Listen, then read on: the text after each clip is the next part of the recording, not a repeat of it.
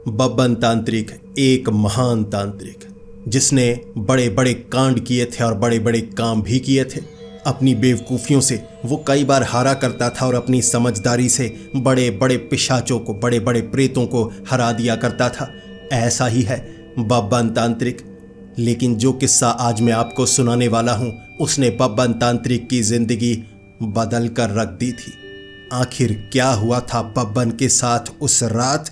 दोस्तों, ये कहानी सुनने के बाद आपको भी बहुत ज़्यादा डर लगेगा और वो भी अंदर तक। तो हेडफोन लगा लीजिए, कमरे की लाइट्स ऑफ कर लीजिए, क्योंकि ये वक्त हो रहा है डरने का। बब्बन तांत्रिक और गुरु तांत्रिक पनडुब्बा को हराने के बाद भारत वापस आ चुके थे। उनका मानना था कि अब बिहार के रास्ते वो अपने उस इलाके तक पहुंचेंगे चलते चलते। कई बार बस पर भी चढ़ते थे, लेकिन वो मानते थे कि वो चलकर ही जा रहे हैं, क्योंकि बस से उन्हें धक्का देकर गिरा दिया जाता था। उनके पास काफ़ी रुपए थे, लेकिन वो उन्हें खर्च नहीं कर रहे थे। पीछे जो बस के वो सीढ़ी लगी होती है ना, उस पर चढ़ जाते और कंडक्टर को जब पता लगता पीछे का कांच उतारकर मुक्का मारकर उन्हें पीछे गिरा दिया करता था। ऐसे गिरते पड़ते अपनी जिंदगी में वो आगे बढ़ते जा रहे थे। जब बिहार तक वो पहुंचे थे, वहां गांव वाले बहुत ज्यादा परेशान थे। तब बब्बन तांत्रिक और गुरु तांत्रिक को पता लगा था कि गांव में एक रक्त पिशाच है और वो रक्त पिशाच का आतंक आसपास बहुत ज्यादा फैला हुआ है। बब्बन तांत्रिक ने कहा था, मैं रक्त पिशाच से मुकाबला नहीं करना चाहूंगा। गुरु तांत्रिक बहुत ज्यादा थके हुए हैं। गुरु तांत्रिक शायद नहीं चाहेंगे कि हम एक ऐसी मुसीबत को अपने गले में डालें।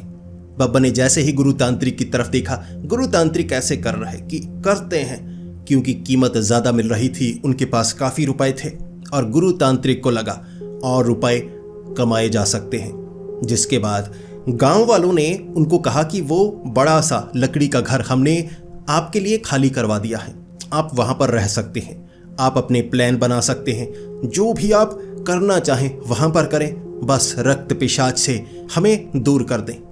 लेकिन गुरु तांत्रिक ने कहा था, अंधेरा होने वाला है और बब्बन उत्सुक होता जा रहा है, बिना लड़े उससे रहा नहीं जाता। बब्बन जाओ, इन्हें रक्त पिशाच से निजात दिलाओ। बब्बन ने कहा, गुरुजी मेरे साथ चलिए। गुरु तांत्रिक ने कहा था, बब्बन इस बार मैं साथ नहीं चल सकता, चोट लगी है, तुम उठाकर भी लेकर जाओगे, हो सकता है मेरी जान चली जाए। तरस खाओ मुझ पर, तरस खाओ। बब्बन ने पहली बार गुरु तांत्रिक की तरफ देखा और कहा था, तरस खा लिया, मैं अकेला उस रक्त पिशाच को खत्म कर दूंगा। गांव वालों से पूछा कि रक्त पिशाच कहां पर आता है।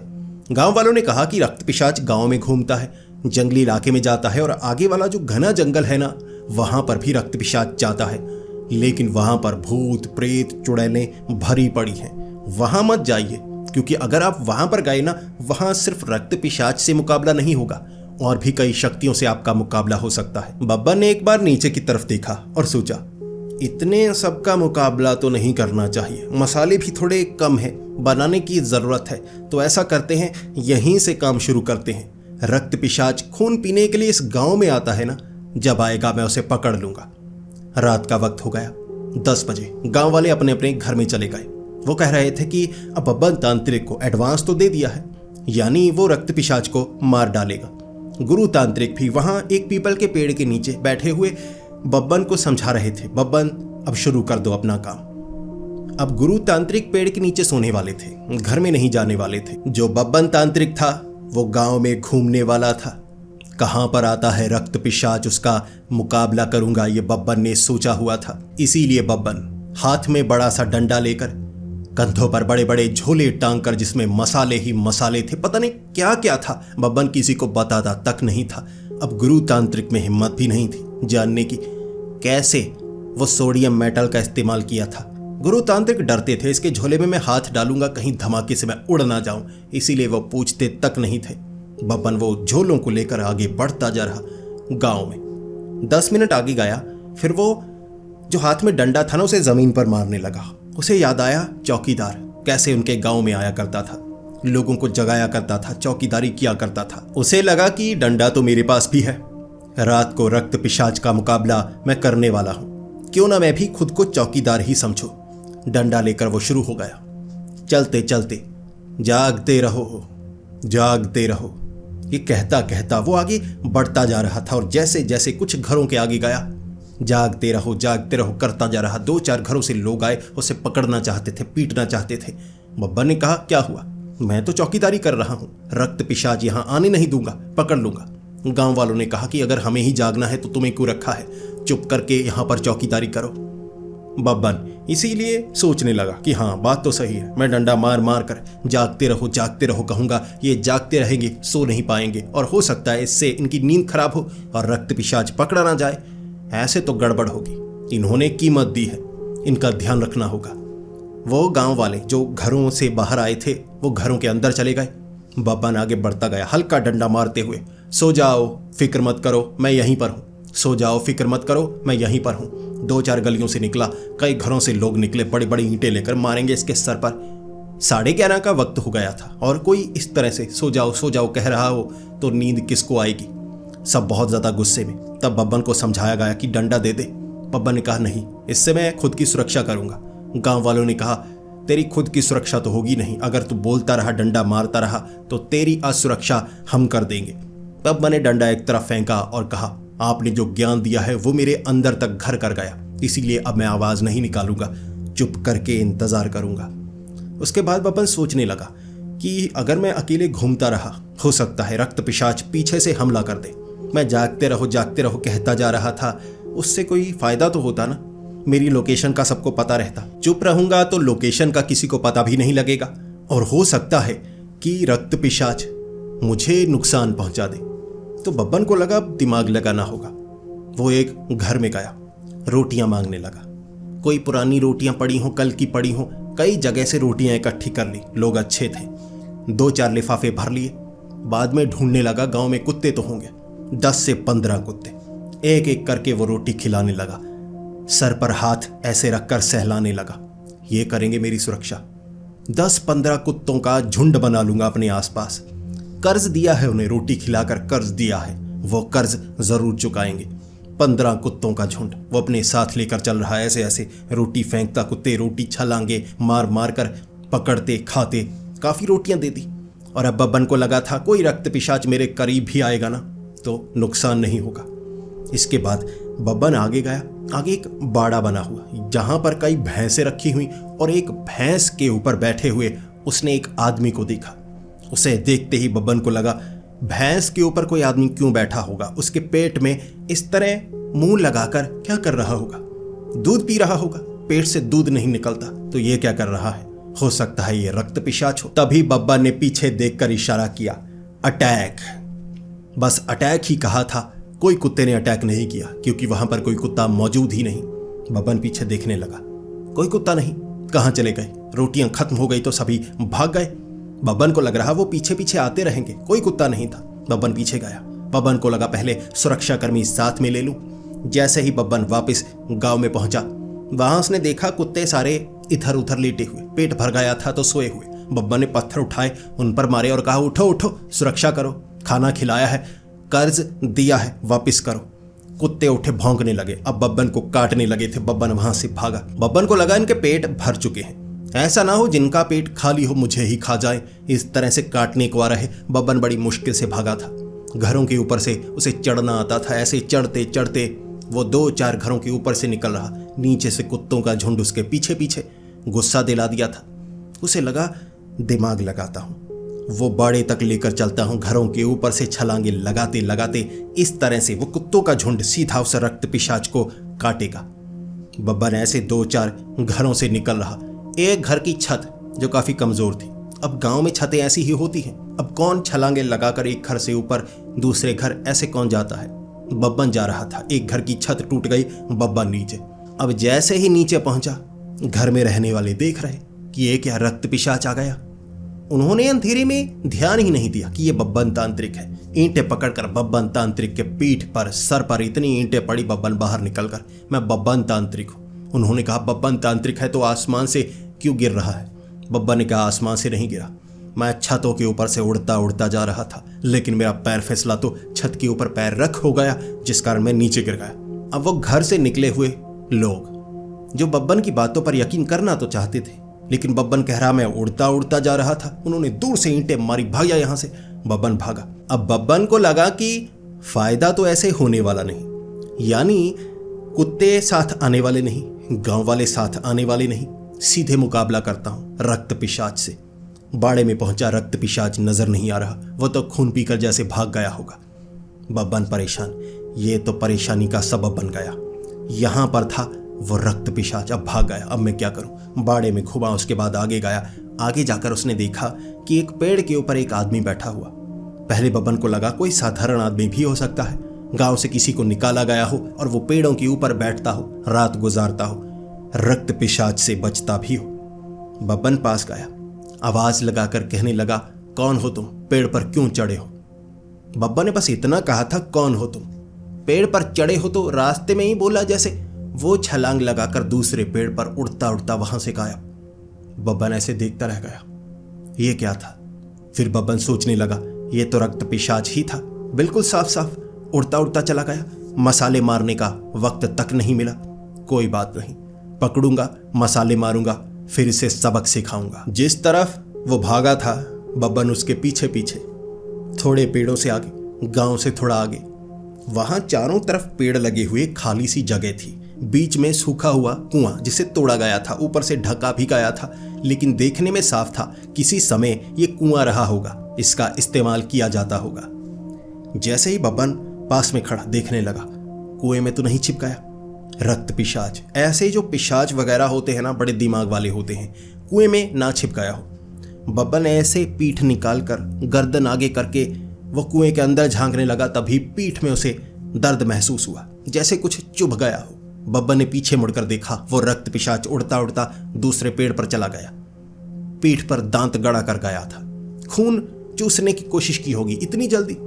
बब्बन को लगा ये तो परेशानी वाली बात है। बब्बन उस तरफ देखने लगा, पीछे से आया कोई, जैसे नीचे यहां दांत गड़ाकर चला गया। बब्बन ने कहा, इंजेक्शन क्यों लगा रहा है, मुकाबला करना है तो सामने से कर। लेकिन कोई जवाब नहीं। बार बार वो इधर से निकलता, कभी यहां काटता, कभी वहां काटता। बब्बन ने कहा, ये तो रेबीज वाला कुत्ता लगता है, उड़ उड़ कर काट रहा है, उड़ उड़ कर, कहीं मुझे बीमार न कर दे। हिम्मत है तो सामने आ, अगर तुझमें हिम्मत नहीं तो छिपा रह। वो सामने नहीं आया, शायद उसमें हिम्मत नहीं होगी। बब्बन बातें कर रहा, वो पीछे से आता, दांत गड़ाने की कोशिश करता। बब्बन बड़ी मुश्किल से बचता। बब्बन ने हाथ में मसाले रख लिए। बब्बन घूमरो करता हुआ चारों तरफ मसाले बिछा चुका था, लेकिन मसाले हवा में उड़े, नीचे आए। जितने में नीचे आए, वो पिशाच एक पेड़ से आया, पीठ पर काट कर फिर से चला गया। बब्बन सोच रहा, ये कैसा कमीना पिशाच है, हर बार उड़ता हुआ आता है, नीचे पैर रखता ही नहीं। मसाले बिछाए हैं, जलन होगी, लेकिन पैर नीचे रखेगा तभी तो जलन होगी। हवा में जलन कैसे करवाऊं इसे। बब्बन ने दिमाग लगाना शुरू कर दिया। बब्बन को लगा गूंगा पिशाच होगा, बोल नहीं पाता होगा, तो इससे बात करनी होगी साइन लैंग्वेज में। बब्बन ऐसे ऐसे करने लगा। बब्बन को भी साइन लैंग्वेज नहीं आती थी, लेकिन फिर भी बब्बन को लगा कुछ ऐसे ऐसे करते हैं, दूसरा समझ जाता है, ये भी कुछ समझेगा। बब्बन इस तरफ ऐसे कर रहा, पीछे से पिछवाड़े पर दांत गड़ाकर वो चला गया। बब्बन हाय हाय करता हुआ। बब्बन कह रहा, कितने छेद करेगा, एक ही छेद में बार बार दांत गड़ाना, नए नए छेद क्यों करता है। फिर बब्बन को लगा ऐसे तो मुश्किल हो जाएगी, ये कभी इधर से आता है, कभी उधर से आता है, मैं कुछ कर नहीं पा रहा। यानी अब साइन लैंग्वेज का कोई फायदा नहीं। बब्बन ने ऊंची आवाज में तब कहा, मैं एक पेड़ पर कुछ लिखता हूं, वहां से पढ़ ले, मुझे नहीं लगता तुझे सुनाई देता है। बब्बन एक पेड़ पर गया, कुछ लिखने वाला था, पीछे से आया, दांत गड़ाने लगा। बब्बन ने पीछे से सर पकड़ लिया, उसने झटके से अपना सर छुड़ाया। भयानक सा सर था उसका, लेकिन पीछे भाग गया। फिर बब्बन को लगा, यार इसे तो पकड़ना बहुत ज्यादा मुश्किल है, काटता जा रहा है। बब्बन वहां से भागने लगा। बब्बन को लगा, गुरु तांत्रिक के पास जाता हूं, कोई समाधान तो बताएंगे ना। मैं तो सीधा भिड़ने के लिए आ गया मसाले लेकर, लेकिन यहां काम नहीं बनने वाला। जब मसाले मारता हूं हवा में होते हैं, आता नहीं, मसाले नीचे होते हैं, फिर आता है और काटता ऐसी जगह पर है कि मैं बैठ नहीं पाऊंगा, ज्यादा छेद बना देगा तो मैं क्या करूंगा। बब्बन भागा, 2-3 बार टांगों पर काटने की कोशिश की थी कुत्ते की तरह, लेकिन बब्बन वहां से निकल आया। बब्बन समझदार था। जैसे ही बब्बन वापस गुरु तांत्रिक के पास आया, गुरु तांत्रिक सो रहे थे। बब्बन को लगा गुरु तांत्रिक हो सकता है सो रहे हैं, हो सकता है वो रक्त पिशाच इनका खून पीकर गया हो, इनकी नींद नहीं खुलेगी, ये कोमा में चले जाएंगे। बब्बन ने वहां से बड़ा एक इतना मोटा फट्टा उठाया, से गुरु तांत्रिक के मारा। गुरु तांत्रिक उठी, आपको दौरा पड़ सकता है। गुरु तांत्रिक उठे, सर पर मारा था फट्टा। गुरु तांत्रिक उठते ही, क्या हुआ, मेरे सर पर दर्द क्यों हो रहा है? बब्बन ने कहा, मैंने मारा है। मुझे लगा वो रक्त पिशाच आपका खून पीकर चला गया, सारा खून पी लिया, मार दिया होगा आपको। गुरु तांत्रिक उठते ही, बब्बन तूने ये मेरे सर पर मारा? बब्बन ने कहा, जी, मुझे लगा आप कोमा में चले गए होंगे, इसीलिए आपको उठाने की कोशिश की। गुरु तांत्रिक कहने लगे, देखो बब्बन, मेरे हाथों से क्यों मरना चाहते हो? तुम अपने बारे में बताओ, यहाँ क्या कर रहे हो? क्या रक्त पिशाच को खत्म कर दिया? बब्बन ने कहा, अगर रक्त पिशाच को खत्म कर दिया होता तो आप पर वार करने की क्या जरूरत थी? गुरु तांत्रिक ने कहा, वार तो तुम वैसे भी करते रहते हो, तुम्हें कौन सा कोई जरूरत पड़ती है? बब्बन नीचे देखते हुए, आप गलत समझ रहे हैं, बात वो नहीं है। फिर गुरु तांत्रिक ने बब्बन तांत्रिक से बात की। बात क्या है, पूरी बात बताओ। बब्बन ने पूरी बात बताई कि वो तो काट कर चला जाता है, मसालों का काम नहीं होता। गुरु तांत्रिक ने कहा, मसालों से उसे जला पाओगे, खत्म कैसे करोगे? तुमने अपने चांदी के हथियार का इस्तेमाल नहीं किया। बब्बन ने कहा, चांदी के हथियार का इस्तेमाल? वो तो पहले ही किसी ने ले लिया था, मेरे पास नहीं है, मुझे तो याद भी नहीं आ रहा कहां पर गया वो चांदी का चाकू। गुरु तांत्रिक बब्बन की तरफ देख रहे, बब्बन कहां गया मेरा चांदी का चाकू? बब्बन फिर सोचने लगा, अरे वो तो मिस्र में रह गया, वापस जाकर लेकर आते हैं। गुरु तांत्रिक और गुस्से में, बब्बन चांदी का चाकू नहीं है, पिशाच को कैसे मारेगा? पिशाच को तो चांदी से ही मारा जाता है। बब्बन फिर सोचने लगा, अच्छा रक्त पिशाच को भी? गुरु तांत्रिक ने कहा, हाँ हाँ। बब्बन पूरी बात सुना करो। बब्बन फिर सोचने लगा, अच्छा मसालों से तो जला पाऊंगा, खत्म करने के लिए चांदी चाहिए होगी, फिर चांदी की कोई चीज तो हमारे पास है नहीं। फिर बब्बन कहने लगा, अंगूठी चांदी की कुछ तो होगा आपके पास। गुरु तांत्रिक के पास कुछ नहीं, बब्बन तांत्रिक के पास कुछ नहीं, दोनों एक दूसरे को देखे जा रहे। इस तरह आधी रात का वक्त हो गया, गांव के मुखिया के पास गए हो ये कहने के लिए कोई चांदी की चीज दे दो। गांव के मुखिया ने कहा, मैं क्यों ना चांदी की चीज से तुम्हें मार ही डालूं, आधी रात को नींद खराब करते हो। तब बब्बन ने कहा, नींद जरूरी या जान? मुखिया ने कहा, जान। बब्बन ने कहा, तो हमें चांदी का कुछ भी दे दीजिए जिससे हम वार कर पाएं। अब वो मुखिया भी गरीब था बेचारा, उसके पास ज्यादा कुछ नहीं था। अपने पोते का एक छोटा सा चांदी का चम्मच लेकर आया, इतना। कहने लगा, ये लो, चांदी की यही चीज है हमारे पास, हम गरीब हैं, इसका इस्तेमाल तुम कर सकते हो। दरवाजा उसने बंद कर लिया। हाथ में चांदी का वो चम्मच इतना सा लेकर बब्बन गुरु तांत्रिक की तरफ देखकर, ये चांदी तो मिल गई, अब कैसे करेंगे इससे? गुरु तांत्रिक बब्बन को देखते हुए, बब्बन अब तुम ही देखो, चम्मच से कैसे मारोगे, अब चम्मच घुसेगा कैसे? बब्बन ने कहा, इसे घिसा कर मैं तीखा करता हूँ, चाकू बनाता हूँ। पहले तो चांदी का चाकू फिर भी इतना था, ये तो इतना चम्मच, वो भी आगे से पत्थर से घिसा कर चाकू की तरह तीखा किया।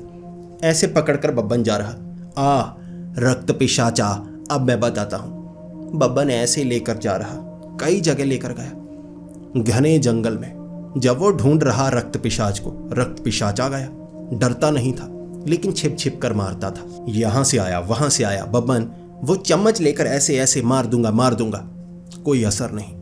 वो रक्त पिशाच बहुत ज्यादा तेज था, उस पर वार किया नहीं जा सकता था।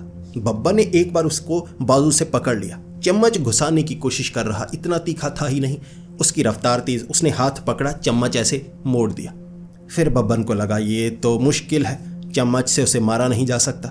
कई जगह दांत गड़वा कर आया था, अब सीधा चला नहीं जा रहा, पीछे पता नहीं कितने छेद कर दिए। बब्बन ऐसे ऐसे करता हुआ गुरु तांत्रिक के पास आया और कहने लगा, चम्मच से कम नहीं बना, वो पकड़ में नहीं आता, तेज बहुत है, चलिए मेरे साथ। गुरु तांत्रिक कहने लगे, देखो बब्बन, मेरे घुटने में दर्द है, मैं नहीं आ सकता, और वैसे भी दिन का वक्त होने वाला है, दिन में तैयारी करते हैं, कल रात मुकाबला करेंगे।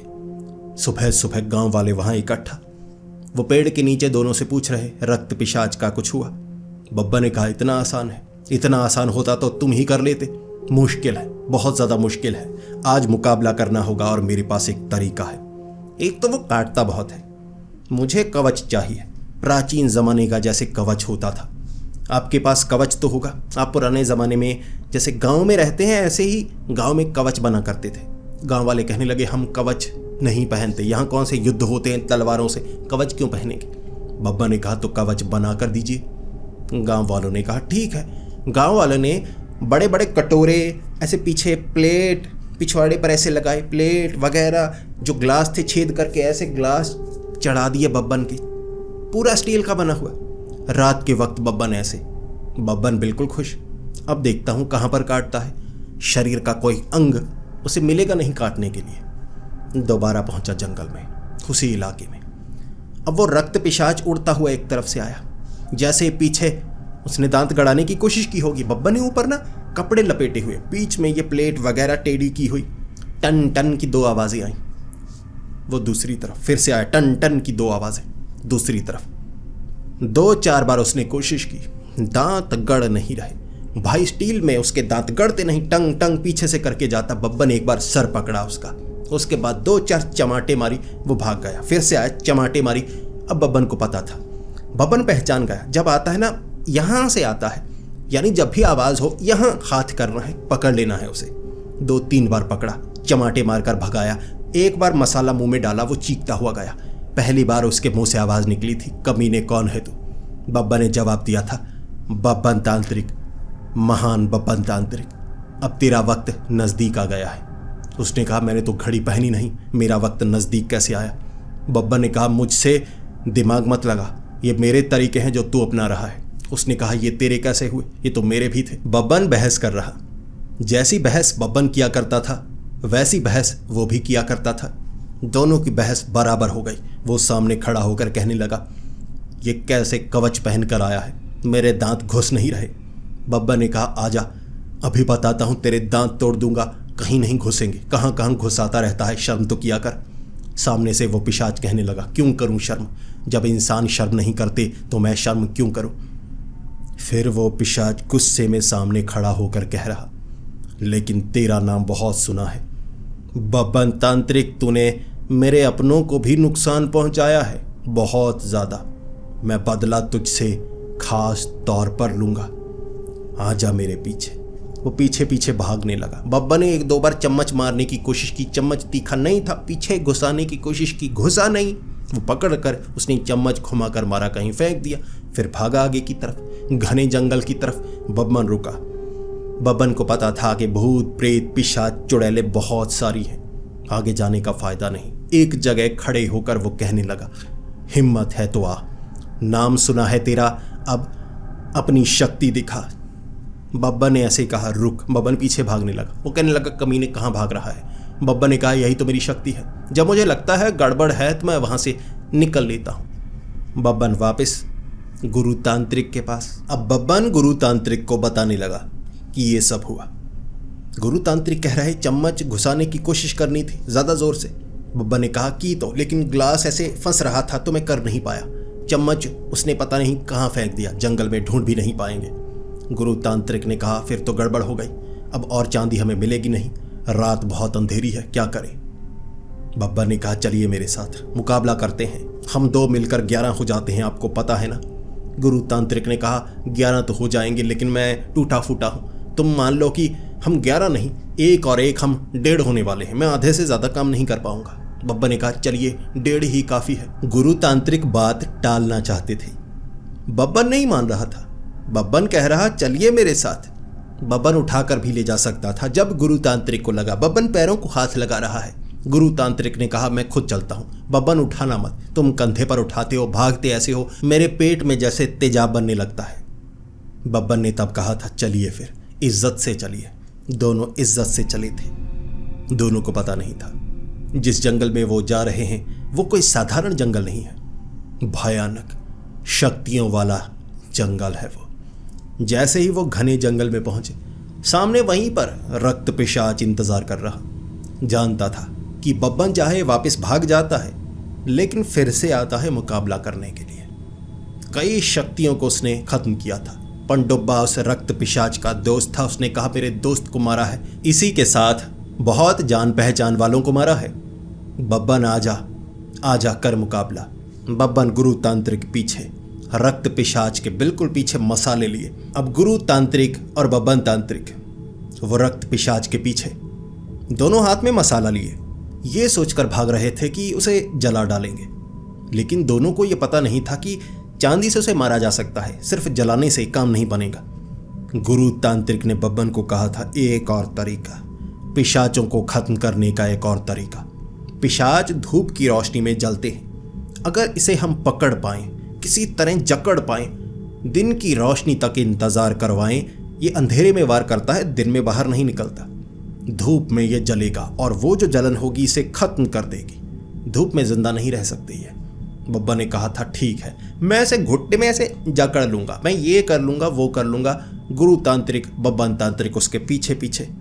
बहुत घने जंगल में दोनों को लग रहा जो भी आएगा मुकाबला करेंगे, लेकिन दोनों को पता नहीं था मुकाबला किससे होने वाला है।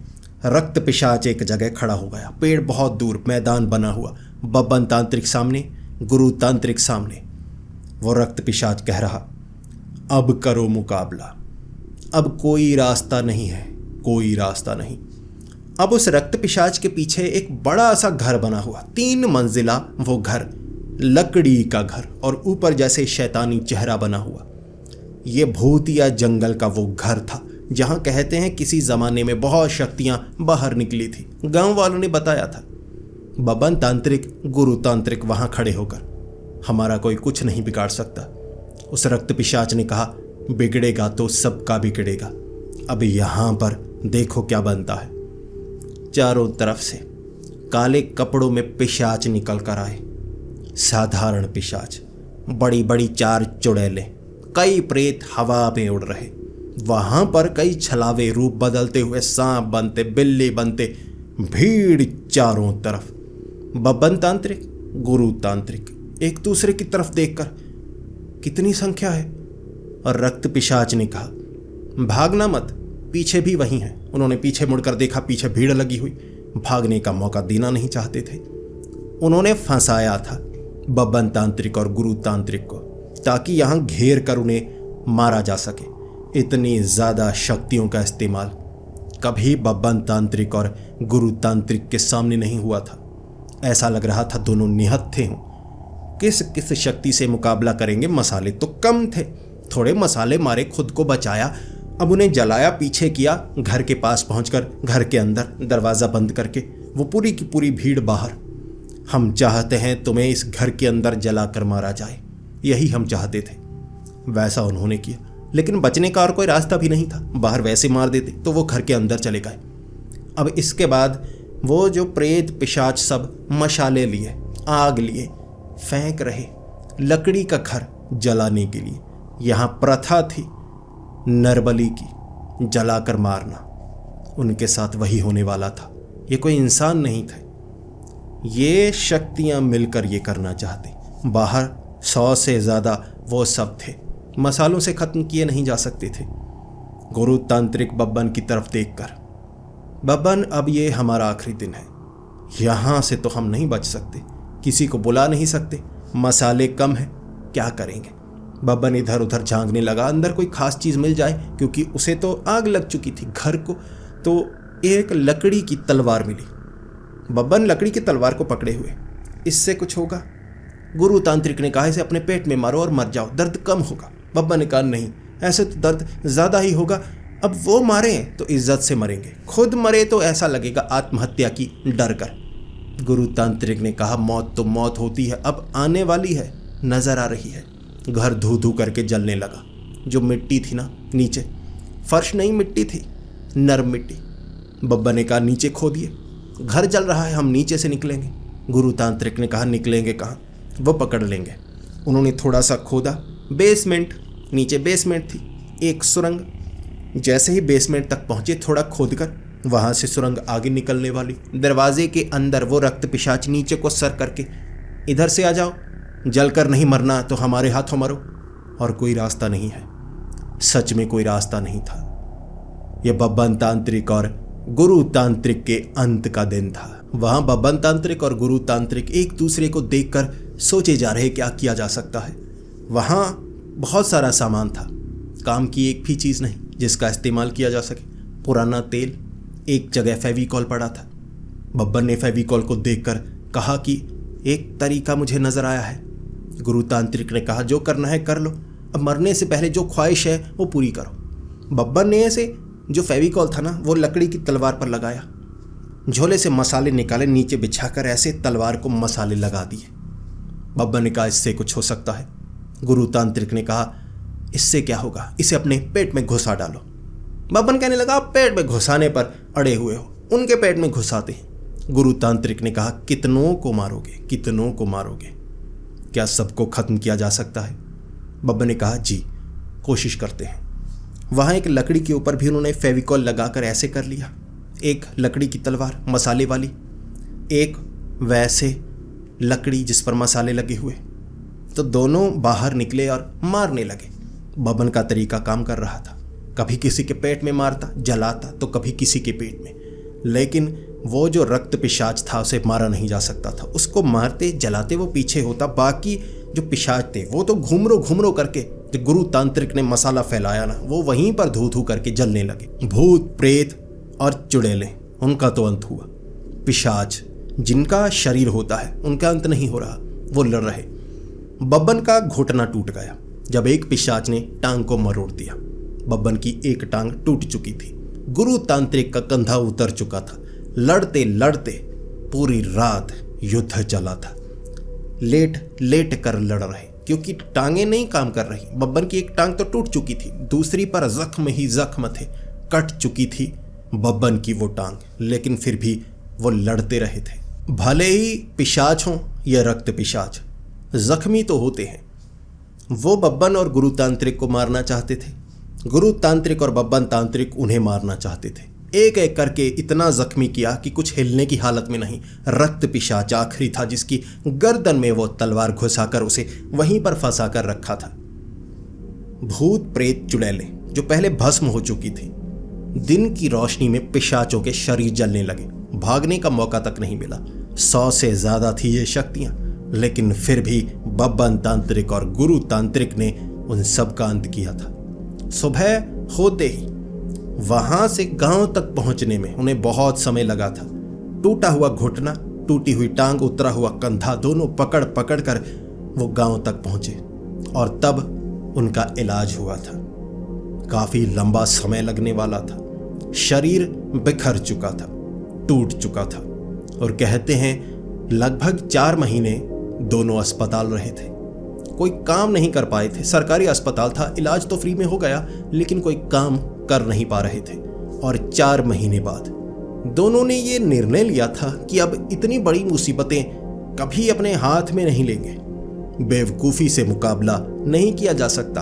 हो सकता है कई बार किसी ने जाल बिछाया हो उन्हें मारने के लिए। 4 महीने बाद जब शमशान घाट में पैर रखा था बब्बन ने अपनी लड़खड़ाती हुई टांग से, भले ही उसकी आंखें नम हो गई थी, लेकिन उसने कहा था समय समय पर यह काम भी करते तो रहना होगा। मशहूर तो मुझे इसी ने किया था। और गुरु तांत्रिक ने कहा था भाग जा यहां से, दोबारा शमशान घाट में मत आना। भगा दिया था बब्बन तांत्रिक को गुरु तांत्रिक ने, क्योंकि गुरु तांत्रिक अब शमशान घाट में सिर्फ तंत्र साधना करना चाहते थे। तो दोस्तों, बब्बन तांत्रिक की यह कहानी पिछले 4 महीनों से मैं आपको सुनाता रहा था और मुझे भी लगने लगा था कि एक कहानी को ज्यादा आगे नहीं बढ़ाया जा सकता। मैं भले ही समय समय पर आपके लिए बब्बन तांत्रिक की कहानी लाता रहूंगा, लेकिन अब लगातार बब्बन तांत्रिक की कहानी लाना पॉसिबल नहीं है। इसमें मुझे भी काफी मुश्किलें आ रही थी। तो अब मैं आपके लिए खौफनाक और डरावनी भूतिया कहानियां लेकर आऊंगा जो सच्ची घटनाओं पर आधारित होंगी और हमारे सब्सक्राइबर्स द्वारा भेजी गई। लेकिन बीच बीच में बब्बन भी याद आता रहेगा और उसकी कहानियां भी आती रहेंगी। आपके सपोर्ट की ज़रूरत है दोस्तों। कुछ मुश्किलें मुझ पर भी आ रही हैं, इसीलिए अगर आप सपोर्ट करेंगे तो मैं आपके लिए अच्छी अच्छी कहानियां ला पाऊंगा। तो मिलते हैं अगली वीडियो में, तब तक के लिए डरते रहें।